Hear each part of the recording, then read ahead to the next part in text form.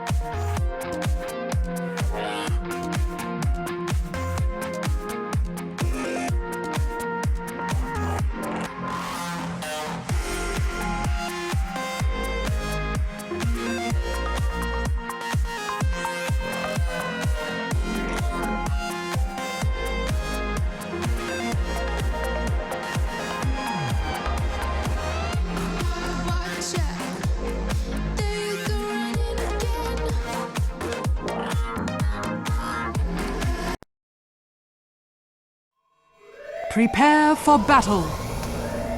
T-minus 1 minute.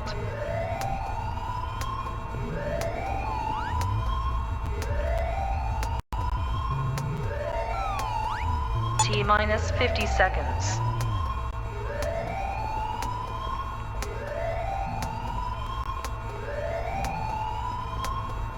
T-minus 40 seconds.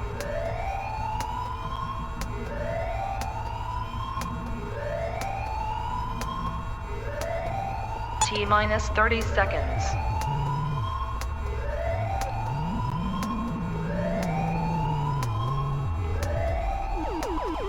T-minus 20 seconds.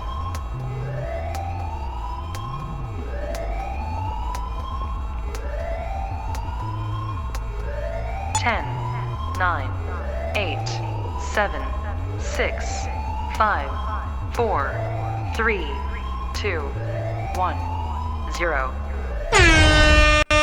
The battle begins. Ladies and gentlemen, welcome back to the 2v2 DOTAMech Tournament.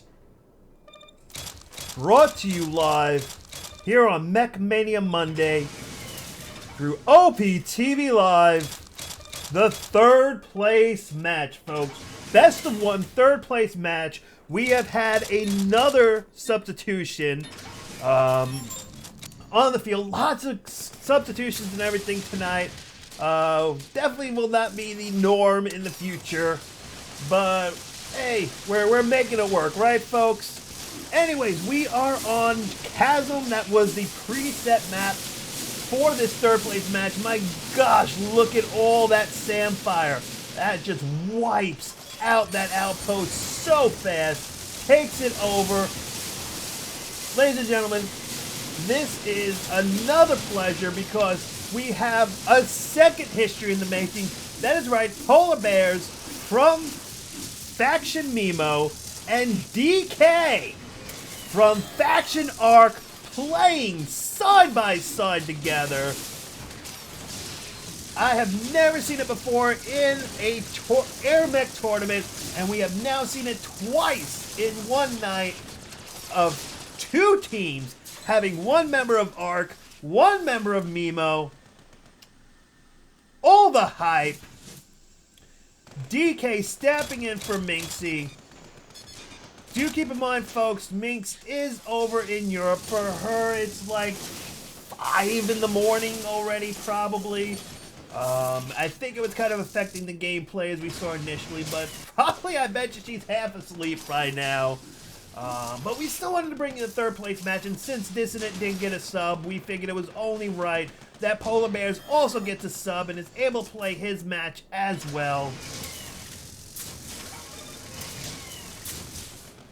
Band pick phase, not too many surprises in there. Striker, of course, one of the first mechs to be banned. Team MeMo walk away with the Warthog and the Bomber.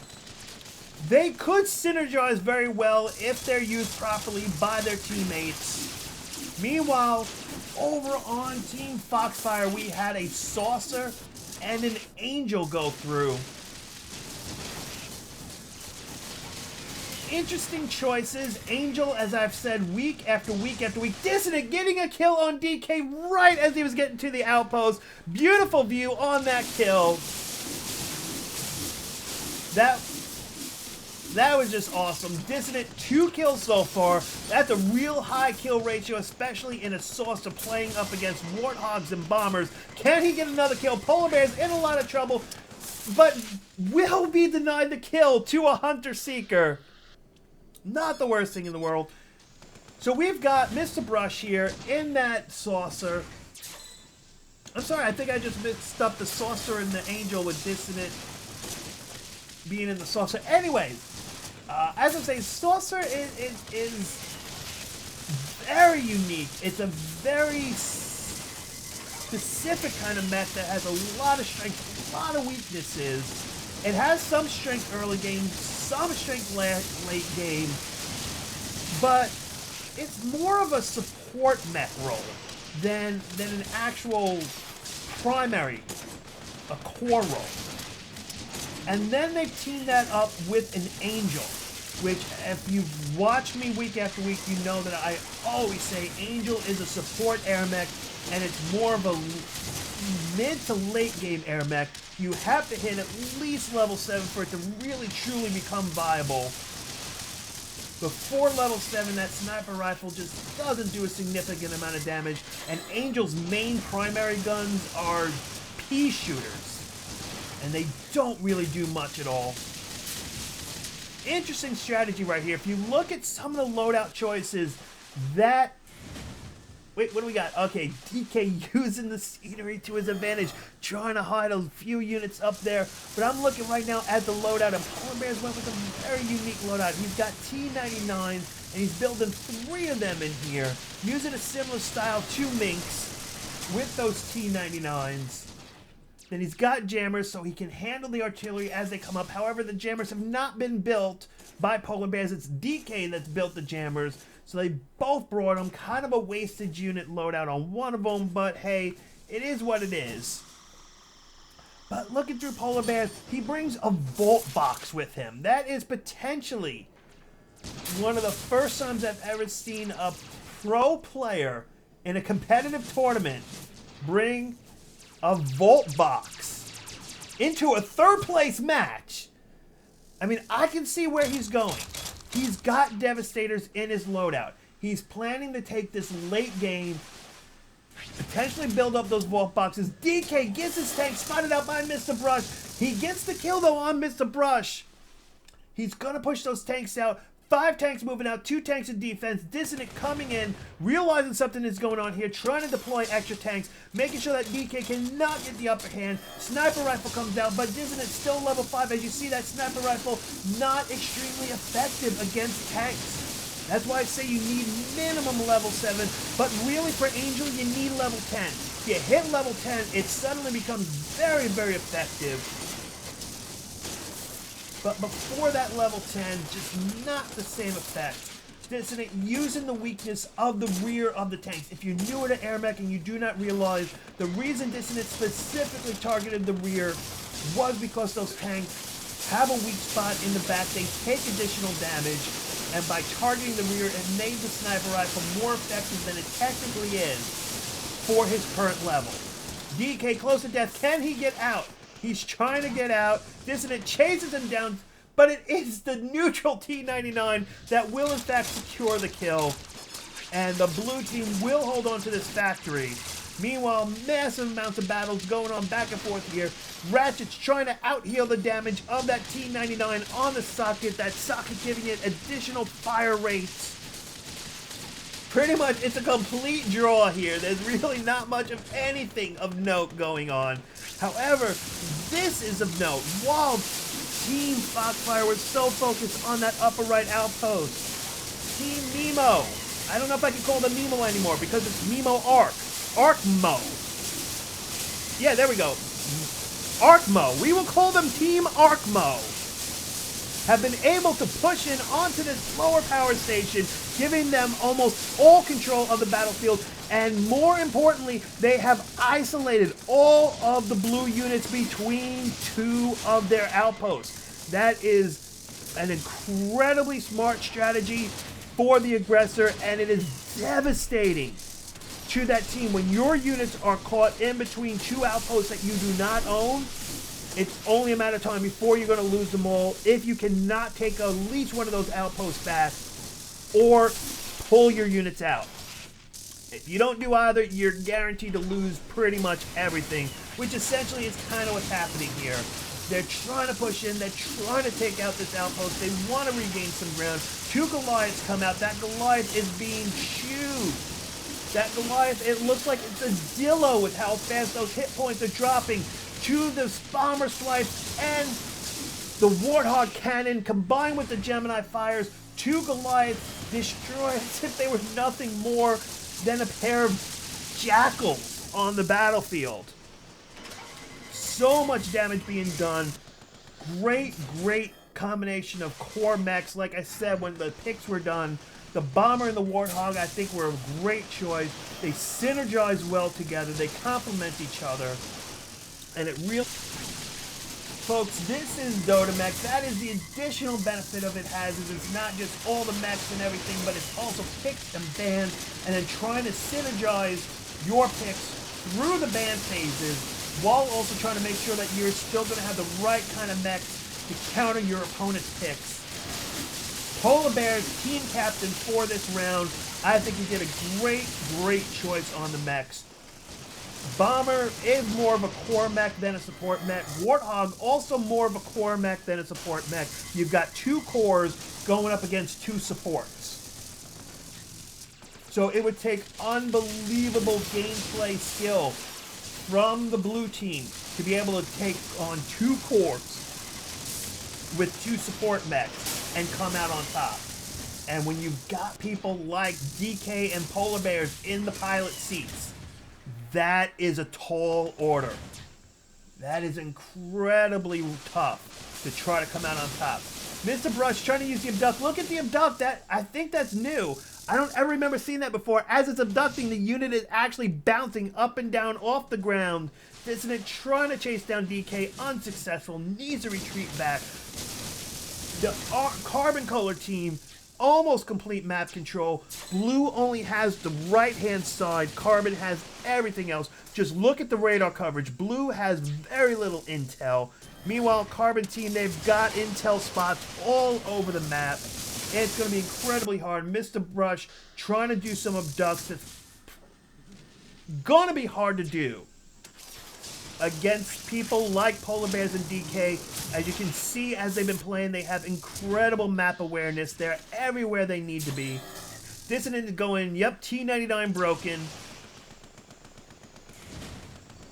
Well, still not stopping you from using it.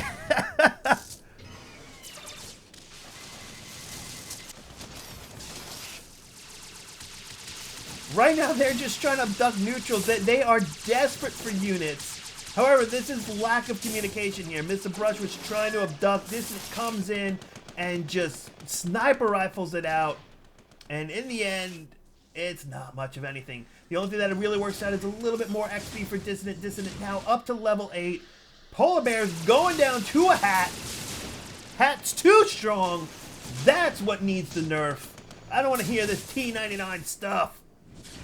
But Dissonant at level 8, he's only got 1 point into pretty much every ability except the Energy Guardians. So he's still not completely maximizing that sniper rifle. But it's so hard for him to do because he's having to try to build so many units to even remotely try to keep up with Team ArcMo, that he just doesn't have the money that he needs to really upgrade anything beyond that. Meanwhile, Mrbrush has done much more on the level of upgrading. 2 levels of Blink, 3 levels of Death Ray, 3 levels of Abduct. I don't know if the Abduct has been a good investment for him. We've seen him trying to take over stuff, but we haven't really seen him overly successful. Dissonant, Mrbrush, trying to make a final last stand push. They're trying to get these units through. They're not yet really on Carbon Team's radar, but they will be soon, and with, like I said, the map awareness, there we go. They should have seen the dots. I don't know if they did, or I don't know if they care. They might just decide to push in themselves. They do have to be careful. There is a little bit of defense here. Honestly, not a whole lot. But either way, now these blue dots should be starting to show up on the radar. No, wait, the radar is blinking in and out. Do they see it? Do they care? They should see it by now. They do. DeKay flying up, trying to see what's going on. A little bit too late. Level 10 Warthog. DeKay has invested in all the upgrades. He even got 3 levels of XP boost just to try to out-level everybody else, and it has put him at the level lead on the map. And a Warthog, as a core mech, really thrives on those levels. That cannon starts to become so strong, it's unbelievable. Devastator out on the battlefield. Sam's dropped down for anti-air support. Can Mrbrush somehow, you know he wants to abduct that Devastator. You know he wants it, but I don't think he's just going to find the opportunity. Dissonant just firing it with the sniper rifle. Half the health already gone. trying to take it out. Mrbrush trying to take care of everything else while Dissonant completely focuses on that Devastator. They might actually survive this without taking any damage really at all. I honestly would have thought there would have been more damage than that, but fantastic hold by Brush and Dissonant. Clearing out that entire push. Almost nothing survives other than the Devastator. That could potentially be the window that Team Foxfire needs to get back into this. This outpost now went from being heavily defended to lightly defended. Can they neutralize it? And then can they hold on to that outpost that they were able to take up at that top area? If they can get this one back and hold on to that upper power station, this game could completely shift in favor of Foxfire and push ArcMo back out. ArcMo busy pulling out Devastators and Goliaths. All the high-end tanks. And because of all that high-end firepower, it just obliterates everything. This is a perfect sniper shot on DeKay, but then the Goliaths and the Devastators take him down before he can get up in the air. Polarbearz versus Mrbrush. Polarbearz close to death. Mrbrush going to try to chase him down. Can he get him down? They are going to high and low Viking dance it. Mrbrush way too close, getting hit with all those seeker missiles from the T-99. Comes and tries to abduct. Polarbearz back in time, denies the abduct, gets that outpost back online. That's a huge win for Team ArcMo. And right now it is Team Foxfire that just has to get that outpost neutralized once again. Especially we've got 2 Devastators and 2 Goliaths right at the front door, and now very little in the way of defenses. Team Foxfire realizes that they're going to scout, they're going to see how much defenses are, and I think they're going to quick push this because they realize if they wait too long, it's just going to go completely in the wrong direction for them. Right now on the radar, they would see Dissonant up there in the corner as Dissonant trying to take out the stuff. He stays too long. The Goliath takes him out. The push now coming in onto the radar. DeKay sees it. But there was significant damage that was done to defenses. DeKay picking up that Goliath, trying to heal it up. They bring back a Devastator. That one Devastator now being there. DeKay activating his ultimate ability, giving him complete immunity. Polarbearz bombing from the air. And look at all this. These tanks go from a devastating push to nothing more than scrap metal. Polarbearz, DeKay combining forces together. 2 great mechs. As I said, these 2 mechs, they do go together nicely. They synergize well. We've seen it all throughout this game. They have been synergizing fantastically. Amazing hold. They clear it out with taking minimal damage for what it could have been. Dissonant once again staying too long. Devastator takes him out. T-99 too strong for Polarbearz. DeKay now close to death. Dance down. Where is Mrbrush?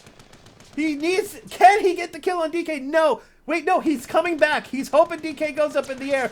He's going to go down. DeKay goes up. Mrbrush has to fly out of there. He doesn't get out of there too fast enough. He cannot blink out of time. DeKay will get the kill. That it was everybody taken out except for DeKay, who is now level 13.